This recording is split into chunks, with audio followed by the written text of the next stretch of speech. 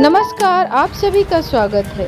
ये है राघव। एक गांव में राघव अपनी पत्नी और 2 बेटियों के साथ रहते थे। राघव ऑटो रिक्शा चलाने के अलावा खेती बाड़ी का भी काम करते थे। राघव की पहली पत्नी का देहांत हो चुका था। उसकी एक लड़की थी रूपा। राघव दूसरी शादी जब किए तो शीला को भी एक लड़की ही हुई। ये है पिंकी, शीला की लड़की, जो अपनी माँ के जैसे हमेशा बड़ी बहन पे हुकूमत चलाया करती थी। सुबह उठते ही, दीदी कहाँ हो? अभी तक चाय नहीं लाई मेरे लिए। अरे पिंकी चिल्लाओ मत, नहीं तो माँ जग जाएगी तो फिर मुझे डांट पड़ेगी। चाय बना दिया है मैंने, तुम मुँह हाथ तो धो ले पहले। रूपा अपनी छोटी बहन को हमेशा छोटी बहन समझती थी, लेकिन पिंकी उसको नौकरानी समझती थी और उसकी भी कोई गलती नहीं थी, क्योंकि उसकी माँ उसको वैसे ही करने के लिए कहा करती थी। तभी वहाँ उसके पापा आ जाते हैं। पिंकी, ये भी तुम्हारे जैसे ही इस घर की बेटी है। तुम इसको अपने जैसा क्यों नहीं समझती हो? हर काम करवाती हो तुम और तुम्हारी माँ दोनों।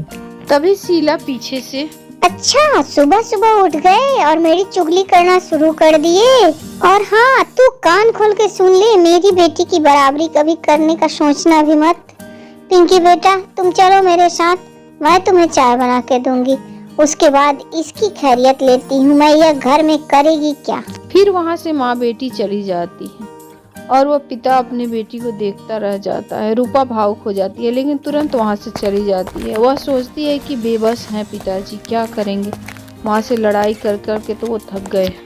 राघव अपनी मरी हुई पत्नी के फोटो के सामने बैठकर अपनी मन की बातें कर लिया करते थे, क्योंकि वह रूपा को लेकर बहुत चिंतित रहते थे। इधर शीला धनीलाल के पास, ठीक है शीला बहन, मैं पैसे तो दे रहा हूँ, लेकिन आप अपने बात पे कायम रहना। अगर थोड़ा भी इधर उधर हुआ तो उस पैसे का 2 गुना मैं वसूल कर लूंगा। अरे सेठ जी फिक्र मत कीजिए, मैं आपकी सारी बातें समझ ली हूँ।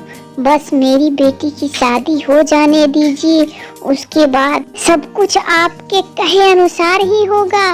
बेटी, उन्हें लड़की देखने के बहाने बुला लो, नहीं तो तेरे पापा तेरी बात नहीं मानेंगे। वो ये नहीं चाहेंगे कि तुम्हारे पसंद के लड़के से शादी हो। उसके बाद रूपा को बुलाकर उसकी माँ, रूपा, कल मेहमान आने वाले हैं घर में, तुम अच्छे से साफ सफाई कर लो और ढंग से खाना बनाना, मैं जो बताऊंगी वह। माँ, कल मेरा टेस्ट है, मुझे भी कॉलेज जाना है, लेकिन ठीक है, आप जो बताएंगे मैं बना के चले जाऊंगी। सुबह रूपा सब कुछ करके चली जाती है। दोपहर में मेहमान आ जाते हैं। अशोक के घर में कोई नहीं था, इसलिए अशोक अपने मैनेजर साहब को साथ में लेकर आया था। सब लोग बैठ के कुछ देर बातचीत किए। उसके बाद सब धीरे धीरे वहाँ से चले गए। अशोक और पिंकी थोड़ी देर अकेले बात की। उसके बाद, शीला, तुमने आज जो किया वो बहुत गलत किया। रूपा की शादी पहले होगी, बाद में होगी पिंकी की शादी। मुझसे बिना पूछे लड़के वाले को बुला लिया और तय भी कर दिया। तू कितनी स्वार्थी हो गई है, जरा सा भी रूपा का ख्याल नहीं आता है तुम्हारे मन में। कैसी चंडाल माँ हो। देखो जी, मुझसे लंबी लंबी बातें मत किया करो, और मेरे पसंद से तुम्हारी रूपा बेटी की शादी होगी, ये तुम कभी करने दोगे? मेरी बेटी की शादी हो जाए, उसके बाद तुम अपनी महारानी बेटी की जहाँ मन करे शादी करना। अभी मेहमान घर पे थे ही तभी धनीलाल आकर बाहर से आवाज लगाता है। शीला दौड़कर बाहर जाती है। क्यों? पैसा मुझसे लिया और शादी अपनी बेटी की कहीं और कर रही है? मैं तुम्हें छोड़ूंगा नहीं, याद रखना।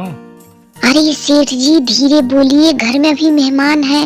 आपको मैंने बताया था ना कि मेरी बेटी छोटी है, उसकी पहले शादी कर लेने दीजिए।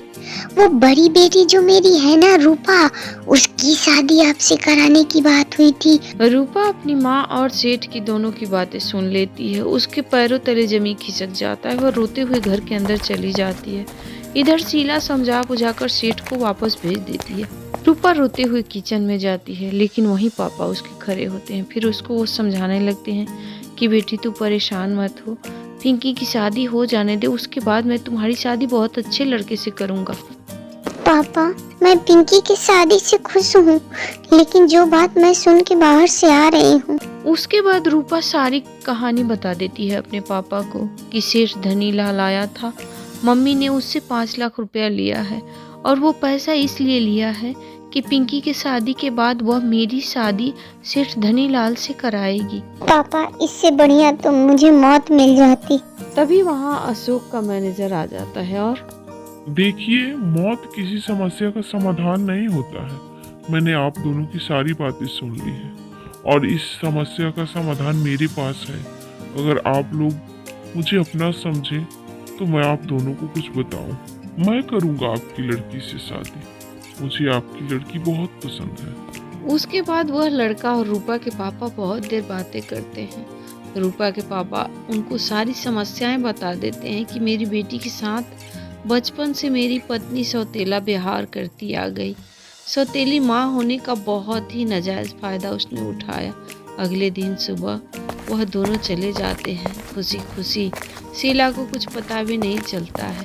देखते देखते वह वक्त भी आ जाता है। मंडप में शीला जब दो दुल्हन और दो दूल्हे को देखती है तो वो चक्कर खाकर गिर जाती है। उसके कुछ कहने और सोचने का मौका ही नहीं मिला। सुबह जब उसकी आंख खुली तो दोनों बेटियों की शादी हो जाती है और दोनों अपने अपने ससुराल चली जाती है। अगले दिन ही शीला मैडम, मेरे पास आपके खिलाफ वारंट है। मैं आपको अरेस्ट करने आया हूँ। उसके बाद सेठ धनीलाल मोबाइल में सब कुछ दिखाता है पुलिस को। जिस दिन ये पैसा लेकर आई थी वह सारा कुछ रिकॉर्ड करके रखा था। अब शीला सेठ धनीलाल के चंगुल में बुरी तरह से फंस गई थी। मैडम, आप गाड़ी में चल के बैठती हैं या मैं आपके साथ जबरदस्ती करूं? अब शीला करती भी क्या, जाकर पुलिस की गाड़ी में बैठ जाती है। पुलिस वहां से लेकर उसको जेल की तरफ चल देती है। इस तरह उसकी सौतेली माँ को सजा मिली। दोस्तों, हम अगर किसी के साथ बुरा करते हैं तो हमारे साथ बुरा अवश्य होगा। अगर ये कहानी पसंद आए तो प्लीज़ हमें सपोर्ट करें। धन्यवाद।